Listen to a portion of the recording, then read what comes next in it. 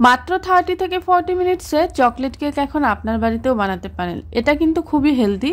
এজন্য লাগছে আমার রুম টেম্পারেচারে থাকা 2টা ডিম। ডিম থেকে আমি সাদা অংশটা আলাদা করে নিচ্ছি। ইলেকট্রিক বিটার ছাড়াও আমার রেসিপিটা ফলো করলে আপনিও খুব সুন্দরভাবে কেক বানাতে পারবেন। আর কুসুমটাকে আমি কেকে ব্যবহার করব, তবে একসঙ্গে এটাকে দিচ্ছি না, কারণ আমি সাদা অংশের সঙ্গে আরো কিছু উপকরণ মিশাবো। এই পর্যায়ে ডিমের সাদা অংশের ভেতরে আমি সুগারটা অ্যাড করছি। এটা ব্রাউন সুগার ছিল, আপনারা চাইলে হোয়াইট সুগারটাও দিতে পারেন। তারপর দিলাম 1 চিমটি মতো লবণ আর দিয়েছিলাম সয়াবিন তেল। সবকিছু এখন আমি মিক্সার গ্রাইন্ডারে আমি ব্লেন্ড করে নিচ্ছি।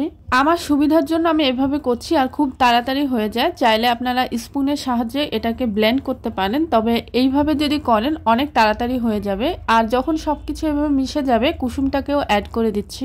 এখন আমি এটাকে ব্লেন্ড করে নিব। আর ব্লেন্ড হওয়ার পরে এরকম দেখতে হয়েছে। এটাকে আমি একটা বাটিতে ঢেলে নিচ্ছি। এর ভেতরে আমি এখন ময়দা মিশাবো। হাফ কাপ ময়দা নিয়েছি আর এভাবে একটা চালনি দিয়ে এভাবে চেলে নিতে হবে। অল্প ময়দা নিয়েছি যেহেতু, তাই আমি একটা চায়ের ছাঁকনি দিয়ে করছি আমার সুবিধার জন্য। তারপর এর ভেতরে আমি একটু বেকিং পাউডার দিব। আর হাফ কাপ ময়দার জন্য কিন্তু হাফ চামচ বেকিং পাউডারই যথেষ্ট, অনেক বেশি দেওয়ার একেবারেই দরকার নেই।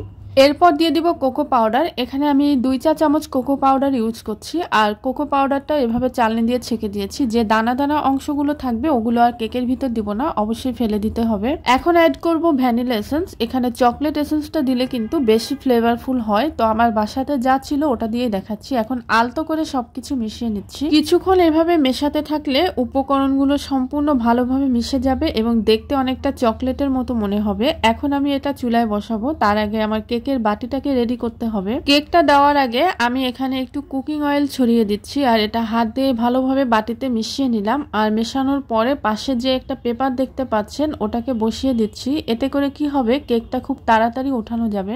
এখন আমি পেপারটাকে হাত দিয়ে ভালোভাবে চেপে বসিয়ে দিচ্ছি যেন কোথাও কোনো ফাঁকা না থাকে। আর ভালোভাবে সেট করার পর আমি কেকের মিশ্রণটা এর উপর দিয়ে দিব। এখন কেকের সেই মিশ্রণগুলোকে বাটির ভেতর ঢেলে দিচ্ছি। আর এটা দেওয়ার পরে কিন্তু আমি বাটিটাকে একটু ঝাঁকিয়ে নিব যেন ভেতরে কোনো বাতাস না থাকে। যদি কোনো বাতাস থাকে তাহলে কিন্তু কেকটা ভালো হবে না।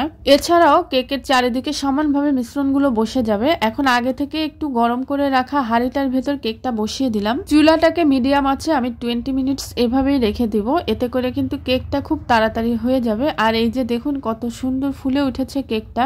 এখন আমি ঢাকনাটা তুলে একটু চেক করে নিচ্ছি। এই টুথপিকটা দিয়ে আমি দেখছিলাম সব জায়গায় ঠিকভাবে হলো কিনা। তো ভালোভাবে সেদ্ধ হয়ে গেছে। ঠান্ডা হওয়ার পরে আমি এখন এটাকে উঠিয়ে নিচ্ছি।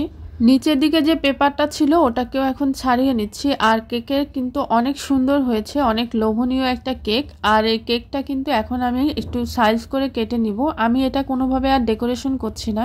তো ফাইনালি কেকটা দেখতে কিন্তু অনেক অনেক সুন্দর, খেতেও অনেক মজা। তো কেমন লাগলো, ভালো থাকবেন সবাই, আল্লাহ হাফিজ।